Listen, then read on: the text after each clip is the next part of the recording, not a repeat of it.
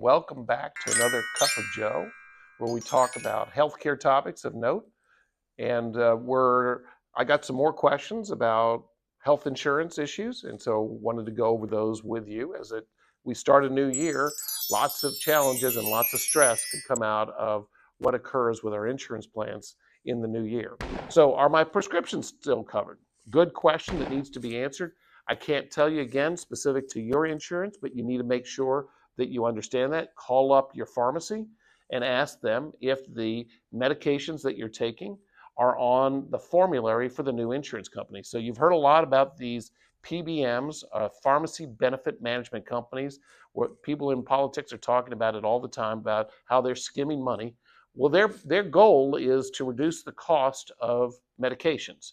And so they have their list of medications called a formulary that they will allow their members to choose from.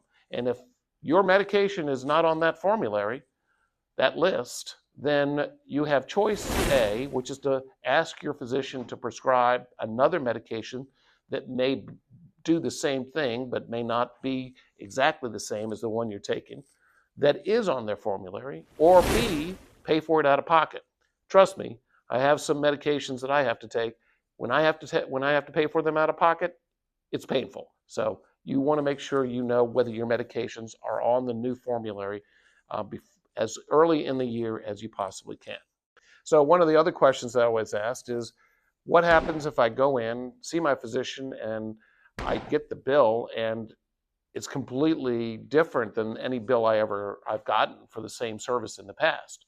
So the first step you want to do is you want to call up your insurance carrier and find out, has something changed that I didn't understand about my policy that is causing my bill, what we call it in the healthcare industry, the patient portion. So there's two portions of a bill. There's the portion that the insurance company covers, and then there's the portion that the patient covers. The patient portion is the one that you're responsible for, and that can change dramatically from year to year, from insurance carrier to plan to plan. All these factors can influence what your out-of-pocket cost is going to be. The purpose of doing this is so that you can become informed for the next time. Unfortunately, once you've seen a physician or seen a provider, if your insurance company says the bill is correct, you're kind of stuck. But there's no reason to have to go through that the second time if you become informed as to what the cause of it is. Okay, let's go on. Do I get a new ID card? Sometimes you do. If you're changing plans, you definitely will. So if you're going from Blue Cross to Aetna, Cigna, United, whatever the name is, you're going to get a new card.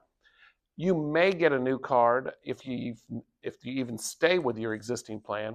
It all depends on the insurance carrier and kind of what their rules are. So no one size fits all on that particular account. How can I use an HSA, which is a healthcare savings account, or FSA, which is a flexible spending account? So these accounts are designed for you to utilize to either reimburse yourself in the case of a flexible spending account, or it depends on the circumstances. Some flexible spending accounts give you a credit card that you can actually use in a healthcare provider's office or establishment. But they're both designed for you to save money in a it's a tax protected savings account, so you're not getting hit with the taxes on it. It's pre-tax in many cases, and then to use it for your healthcare costs. So it's a good way to maximize your dollar and minimize your tax dollar. What extra benefits does my plan offer? So there's a wide variety of different options that can be offered. Some insurance carriers, for example, want to induce you to work out more, and so they'll offer you a free membership in some sort of workout environment. Or they can, again, as I mentioned earlier, they can seek to induce you to do more preventative health. And so there are all sorts of different things that are extra above our traditional pay 80% of the cost of a service and I pay 20%, the 80-20 plan that's been around for the last 60 years in the United States.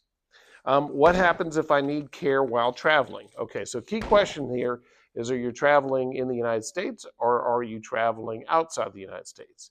If you're in the United States, most major insurance carriers have ways to cover that cost no matter where you end up, as long as it is a required cost. Now, those are emergent costs, generally speaking. That's the category, and you should find coverage in most cases. I won't promise that in all cases, but that's been my experience in most cases.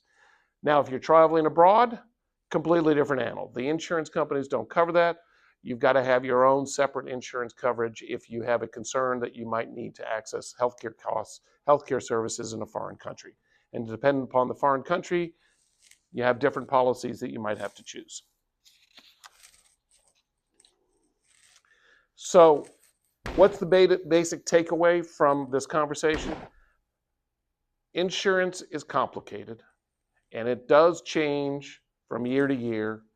And if we want to protect ourselves from the surprise bills that we didn't expect, or a lack of access to the physicians we didn't expect, or a lack of access to the medications we didn't expect, take January to really look through your new plan, to call your insurance carrier, call your providers. You can call the doctor up and say, hey, are you in network with this particular plan?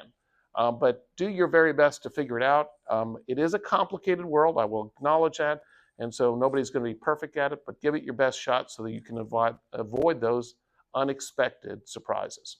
Well, a surprise is unexpected. In any case, thank you very much for joining me today. I've hopefully shared something that is of value, and I'll look forward to seeing you next time on A Cup of Joe.